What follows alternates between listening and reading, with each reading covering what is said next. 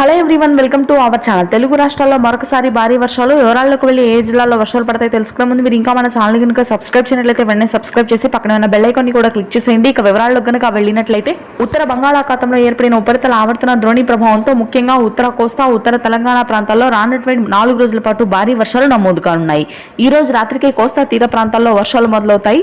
ముఖ్యంగా శ్రీకాకుళం, విజయనగరం, విశాఖపట్నం, తూర్పుగోదావరి, పశ్చిమ గోదావరి, అరకు, పాడేరు, లంబసింగి, సీతమ్మధార, టెక్కిలి, రాజమహేంద్రవరం, పోలవరం, బొబ్బిలి, కాకినాడ, రాజమండ్రి, అమలాపురం, తణుకు ప్రాంతాల్లో అత్యధికంగా వర్షాలు నమోదు కానున్నాయి. రానున్నటువంటి 3 రోజుల పాటు ఈ రోజు రాత్రి నుంచి వర్షాలు మొదలవుతాయి.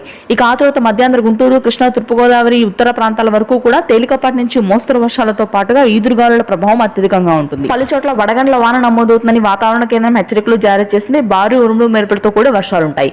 ఇక తెలంగాణ వ్యాప్తంగా అత్యధికంగా వర్షాలు నమోదు కానున్నాయి. ముఖ్యంగా మధ్య తెలంగాణ, ఉత్తర తెలంగాణ ప్రాంతాల్లో ఈ అల్పపీడన ప్రభావం అత్యధికంగా ఉండనుంది. ప్రాంతాల వారీగా చూసినట్లయితే మెదక్, సంగారెడ్డి, మంచిర్యాల, ఆ తర్వాత ఆదిలాబాద్, ఆసిఫాబాద్, నిర్మల్, నిజామాబాద్, కామారెడ్డి, సిరిసిల్ల, హన్మకొండ, వరంగల్, కరీంనగర్ ప్రాంతాల్లో అత్యధికంగా నమోదు కానున్నాయి వర్షాలు. వికారాబాద్ ప్రాంతాల్లో కూడా తేలికపాటి జల్లులు ఉంటాయి.